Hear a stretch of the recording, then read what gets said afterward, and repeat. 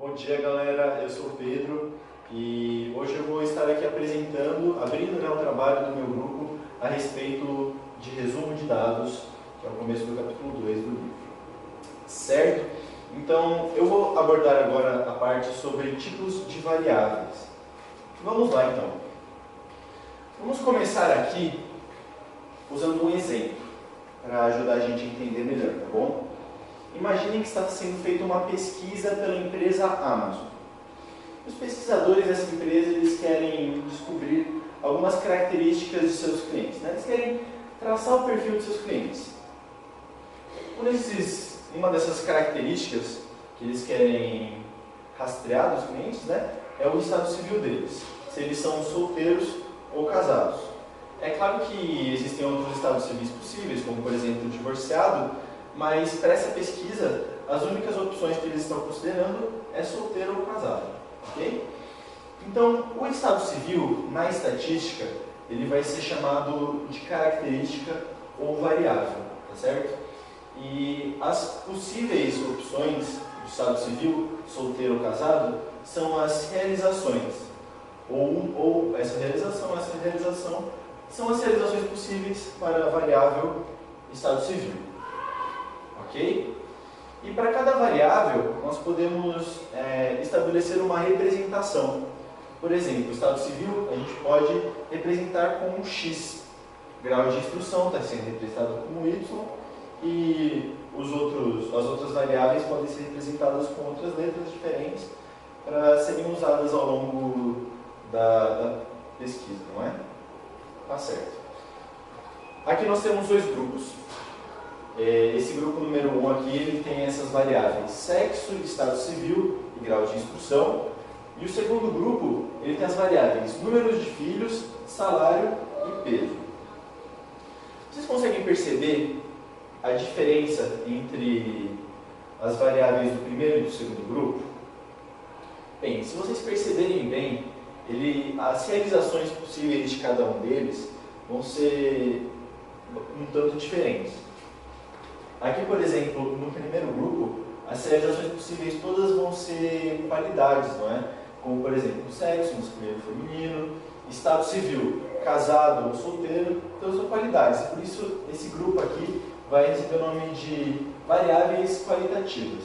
Lembrando que essas características aqui estão sendo usadas como exemplo, mas outras também podem ser qualitativas, desde que as suas realizações possíveis sejam todas uma qualidade, certo? Esse segundo grupo aqui, que tem as variáveis número de filhos, salário, peso, todas as realizações possíveis são numéricas, né? São números. Por isso vai receber o nome de uma variável quantitativa. E cada um desses grupos, qualitativa e quantitativa, vai receber subgrupos diferentes. Vamos começar aqui pela qualitativa. As variáveis qualitativas têm o subgrupo das variáveis qualitativas nominais e ordinais. As variáveis qualitativas nominais, elas não têm uma ordem entre suas realizações possíveis. Então, por exemplo, estado civil, casado ou solteiro, não tem uma ordem. A ordem tanto importa entre as realizações. Já nas variáveis qualitativas ordinais, já tem uma ordem aí, ó, grau de instrução, ensino fundamental, ensino médio, ensino superior. Vocês percebem que tem uma gradatividade que vai mudando? Então tem uma ordem, não é? E por isso vai receber esse nome aqui ordinal. Tem uma ordem, a palavra que ajuda a gente a lembrar, tá certo? Então no grupo das variáveis quantitativas, nós temos dois subgrupos. As variáveis quantitativas discreta e contínua.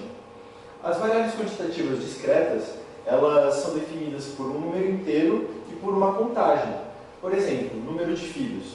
Você pode ter 3 filhos, você pode ter 2 filhos, mas você não pode ter 4 filhos e meio, porque esse grupo é definido por números inteiros. E também tem o subgrupo das contínuas, que já não precisa ser de números inteiros, é definido por um intervalo. Como, por exemplo, o peso, alguém tem 68 quilos, nós percebemos que é aí um intervalo, tá certo? E aqui nós temos o resumo do que eu falei, só para a gente relembrar. Uma variável pode ser qualitativa ou quantitativa. Qualidade, número, e elas também são divididas em subgrupos.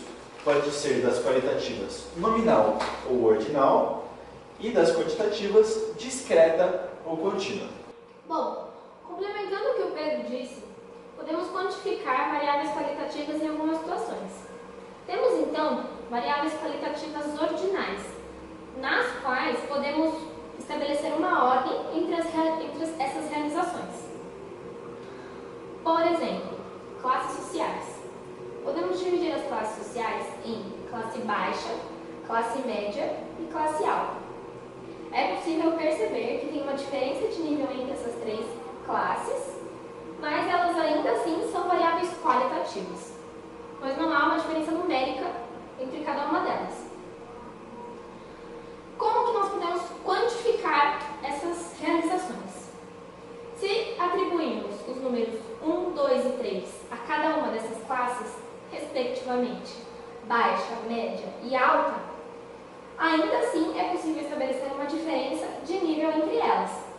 Mas, ao invés de serem variáveis qualitativas, são agora variáveis quantitativas.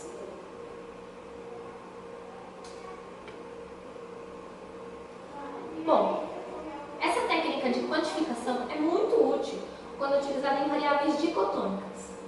O que são variáveis dicotômicas? São variáveis em que só há duas respostas possíveis, normalmente sim ou não, mas também podem ter exemplos como sexo biológico, feminino ou masculino, ou estado civil, solteiro ou casado. E agora, como que nós podemos quantificar essas variáveis dicotômicas? Quando isso ocorre, geralmente é porque cada uma das suas duas realizações pode ser atribuída aos termos ou sucesso ou fracasso. Portanto, para quantificar, podemos relacionar o número 0 a fracasso e o número 1 a sucesso. Então, se considerarmos que estar solteiro é um fracasso, estar casado é um sucesso, podemos atribuir, então, o número 0 a solteiro e o número 1 a casado, transformando uma variável qualitativa em uma variável quantitativa. Bom, na tabela aqui ao lado foi feita uma pesquisa com 36 funcionários de uma empresa. Estou apresentando essa tabela porque ela vai ser usada nos próximos exemplos que daremos. Bom, então podemos ver aqui na tabela o número de funcionários, que vai do 1 ao 36, o estado civil, podendo ser casado ou solteiro, o grau de instrução, podendo ser ensino fundamental, médio ou superior, o número de filhos, que pode variar, o salário mínimo, que aqui foi representado, o salário que foi representado em fração de salário mínimo, a idade em anos e meses e a região de procedência, podendo ser capital, interior ou outra. Quando se estuda uma variável, nos interessa também saber seu comportamento, numa pesquisa, por exemplo. Por isso que a distribuição de frequência é tão essencial na análise de dados. Frequência é nada mais, nada menos que a quantidade de vezes que certo evento ocorre em determinado estudo ou experimento. Dentro da nossa videoaula, nós estudaremos a frequência absoluta e a frequência relativa, ou comumente conhecida como proporção. A frequência absoluta trata de valores fixos, números, algo que se possa contar. Por exemplo, 12 funcionários que fizeram o fundamental, 18 que fizeram o ensino médio e 6 que fizeram o superior. Não existe 6 funcionários e meio que fizeram o ensino superior, é algo fixo. A frequência relativa trata de tais realizações em relação às realizações totais. Se você quiser fazer uma pesquisa de quantos funcionários têm ensino superior em relação ao total de funcionários dessa companhia, é a partir da proporção que você irá realizar este cálculo. A proporção, nesse caso, dará 0,1667. Porém, em questão da porcentagem, que também se enquadra na frequência relativa, é só multiplicar por 100. Com a porcentagem relativa, é possível comparar duas tabelas de valores totais diferentes. Por exemplo, aqui temos 2.000 funcionários. Aqui só temos 36.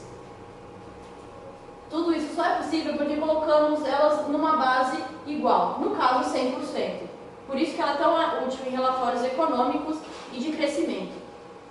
Agora a gente vai estudar uma tabela de intervalos e ela pode ser estudada dessa forma, porque como o nosso objeto de estudo é salário, ele permite tal análise. A gente vai estar estudando aqui em intervalos definidos de 4 em 4 por unidade. Então vai de 4 a 8, de 8 a 12 e assim por diante. Isso permite que a gente tenha uma informação bastante resumida e visualmente fácil de se ver, e essa tabela ainda por cima permite que você trabalhe em frequência. E a utilização do método de intervalos, ela depende muito do seu objeto de estudo, porque se você estiver analisando o sexo de uma população e fazendo uma estatística a partir disso, você não vai ter por que fazer um intervalo, porque ou você é masculino ou é feminino, biologicamente falando. Agora, quando você analisa faixa etária, faixa de salário, faixa de renda, cada pessoa tem uma fonte diferente. Então vai ter um cara que ganha R$800, vai ter um cara que ganha R$750, e aí você agrupa essas pessoas em intervalos para melhorar a análise.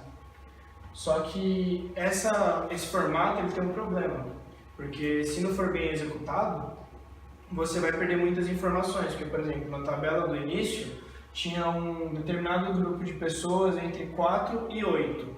Só que a gente não sabe quanto cada uma dessas pessoas ganha. A gente pode supor que todas essas pessoas ganham o salário médio, que é o 6, que está entre os dois. Mas a gente pode ver na tabela aqui que cada um ganha 1.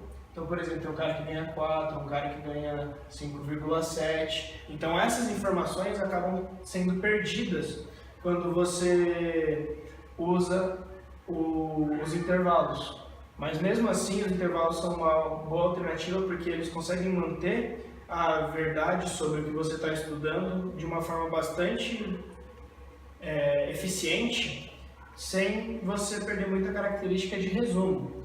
E uma boa indicação para quando você for fazer esse tipo de análise é: se você utilizar muito poucas classes, você vai perder muita informação. Então, por exemplo, se no caso anterior eu utilizasse como um intervalo o salário de 4 a 16, eu ia acabar perdendo muita informação, porque como tem muitas pessoas de níveis diferentes de salário nesse mesmo grupo, você acaba perdendo a noção de quanto é quanto. Mas se você utilizar muitas classes, vai ter um efeito reverso e o seu resumo estatístico vai perder a característica de resumo, porque ele vai se tornar muito extenso. Então o ideal é que, conhecendo o seu objeto de estudo, você consiga ter uma ideia de mais ou menos quantos intervalos são os ideais para serem usados e quanto é uma boa razão entre eles para seguir. E dessa forma você consegue fazer um resumo estatístico com uma base de intervalos. Agora passamos a uma parte um pouco mais complexa, que requer um pouquinho mais de atenção, que são as escalas de medida. Aqui vou falar um pouco sobre a escala nominal, escala ordinal, escala intervalar e escala razão. A escala nominal ela é qualitativa, ou seja, são atribuídas características, não tem nenhuma relação numérica, é apenas característica. É mutuamente excludente, ou seja, você não pode ter duas realizações ao mesmo tempo, é apenas uma, é uma ou outra, não tem como ser as duas mutuamente ao mesmo tempo. E é igual ou diferente, ou seja, não existe relação de maior ou menor, é apenas igual ou diferente. Alguns exemplos são o sexo biológico e o estado civil. O sexo biológico, ou você nasceu do sexo biológico masculino ou do sexo biológico feminino. É apenas uma característica, é mutuamente exclusivo, porque não pode ser os dois ao mesmo tempo, e é igual ou diferente, porque o masculino ou o feminino não são mais ou menos um que o outro. E o estado civil também é qualitativa, porque é apenas uma característica, mutuamente exclusiva, porque ou você é solteiro ou você é casado, e é igual ou diferente, porque também não há uma relação de tamanho entre eles. Escala ordinal também é qualitativa, ou seja, é apenas uma característica, porém tem uma diferença que os dados estão em ordem, ou seja, há uma progressão que você consegue notar, o que não existe na escala nominal. Além disso, existe uma relação de maior, menor ou igual. Ou seja, nessa progressão você consegue perceber o que está acima e o que está abaixo. E também não é possível quantificar a distância entre os pontos. Ou seja, os dados estão em ordem, tem uma relação de maior, menor ou igual, mas não dá para quantificar essa relação. Você consegue perceber se é maior ou se é menor porém você não consegue perceber quão maior é. Alguns exemplos são o nível de escolaridade, estrutura hierárquica e classe social. O nível de escolaridade também é qualitativo, por exemplo, ensino superior ou ensino médio. Os dados estão em ordem, porque primeiro você faz ensino fundamental, depois ensino médio, depois ensino superior. Maior, menor ou igual, o ensino superior está acima do ensino médio e do ensino fundamental, e não é possível quantificar a distância entre os pontos. Você sabe que o ensino superior está acima, mas você não sabe o quanto acima ele está. A mesma coisa com a estrutura hierárquica. Por exemplo, dentro de uma empresa, você tem o presidente, que é o cargo mais alto, o vice-presidente está abaixo dele, o diretor de vendas está abaixo deles, porém não dá para quantificar essa diferença. E a classe social é a mesma coisa. Classe alta, classe média ou classe baixa estão em determinada ordem, porém não é uma ordem que dá para ser quantificada numericamente. Agora a escala intervalar, ela é quantitativa, diferente das outras duas, ou seja, tem uma atribuição numérica vinculada a ela. Existe uma ordem entre as categorias, assim como na ordinal, porém é quantitativo. É possível quantificar a distância entre os pontos. Essa é a grande diferença da intervalar e da ordinal. Você consegue quantificar a distância que está entre um ponto e outro. E não há um zero absoluto. Essa é a maior diferença entre a escala intervalar e a escala de razão que nós vamos ver no próximo slide. Alguns exemplos são a temperatura, o QI e os anos. Então aqui, partindo do zero absoluto. O QI, por exemplo, não tem um zero absoluto, existem várias formas de medição. Então não existe um zero absoluto para todas as formas de se medir. Os anos é a mesma coisa, porque você pode medir os anos a partir da data do antes de Cristo, depois de Cristo, e aí são anos diferentes, porque não é um zero absoluto, não há um zero. Ou a partir da pré-história, da Mesozoico, e aí vai. E agora a escala razão, ela é quantitativa, possui zero absoluto, que é a grande diferença da escala intervalar. Existe uma razão entre as escalas, o que não existe na escala intervalar, e pode fazer operações de divisão e multiplicação. Alguns exemplos são idade, velocidade, distância, massa e etc. Por quê? A idade é quantitativa, é um número que você estabelece desde que o tempo da pessoa nasceu. O zero absoluto da idade é o momento do nascimento da pessoa, para qualquer medição vai ser assim. A velocidade também. O zero é a ausência de movimento, e a partir dessa ausência de movimento você consegue quantificar a velocidade de algum objeto ou alguma pessoa. A distância também. O ponto de partida é o que você definiu, esse é o zero. E a partir desse zero você numericamente consegue definir a distância. A massa é a ausência da massa, a ausência do peso, e aí vai.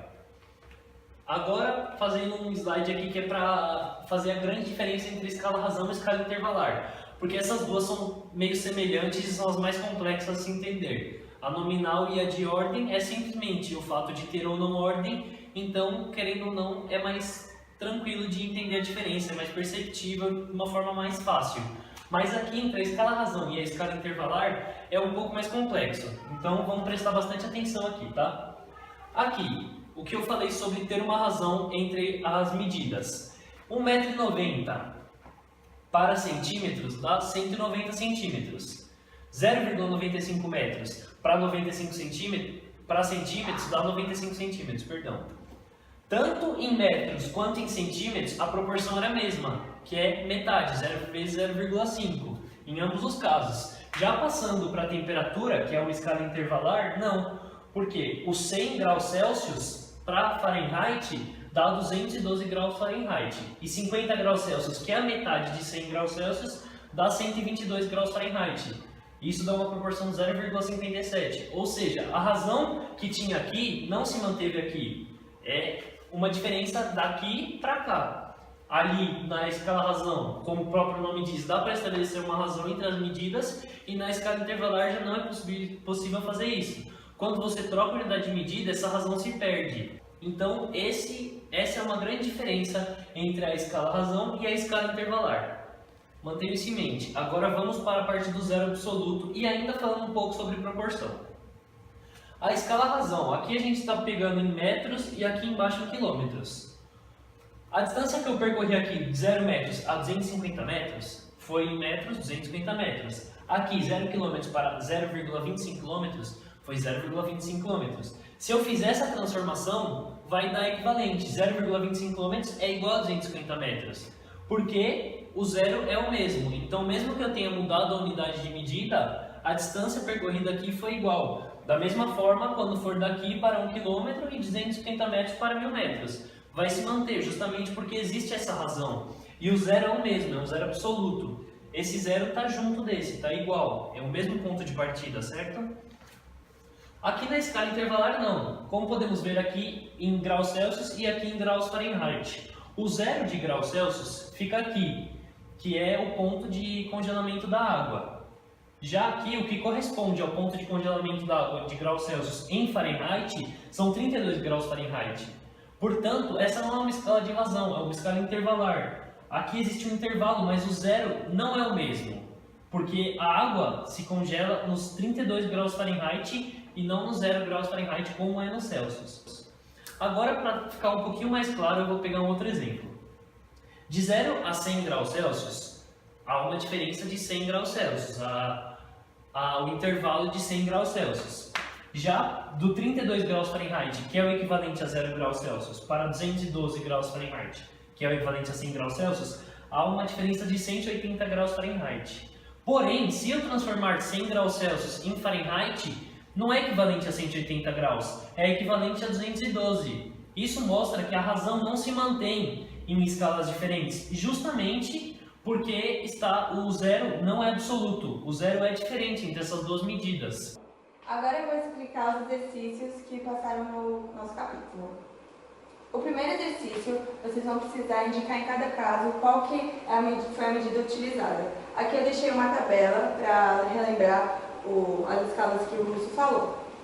Então, temos o salário dos empregados de uma indústria, opinião de consumidores sobre determinado produto, o número de respostas certas de alunos no teste com 10 itens, temperatura diária da cidade de Manaus, a porcentagem da receita de municípios aplicada em educação, a opinião dos empregados da companhia MB sobre a realização ou não de cursos obrigatórios de treinamento e QI de um indivíduo. Agora eu vou deixar um tempo e aí vocês fazem.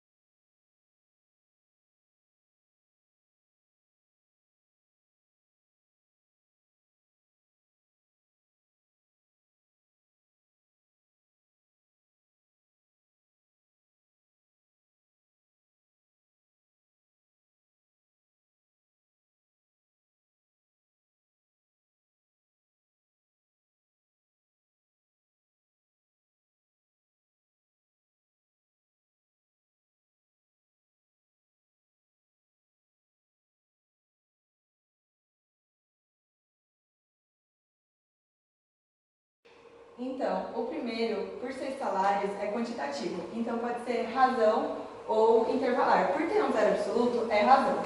A opinião de consumidores sobre determinado produto é qualitativa. Então, é ordinal porque pode ter, por exemplo, bom, péssimo, péssimo, ruim, regular e bom. Então, tem uma ordem para ordinal.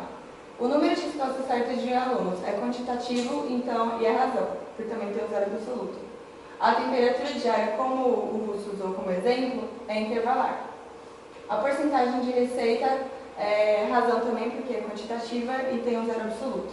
A opinião dos empregados é sobre a realização ou não, então a resposta é sim ou não. Então, como é qualitativa, é nominal. E o QI de um indivíduo, como pode ter vários métodos de medir, é intervalar também.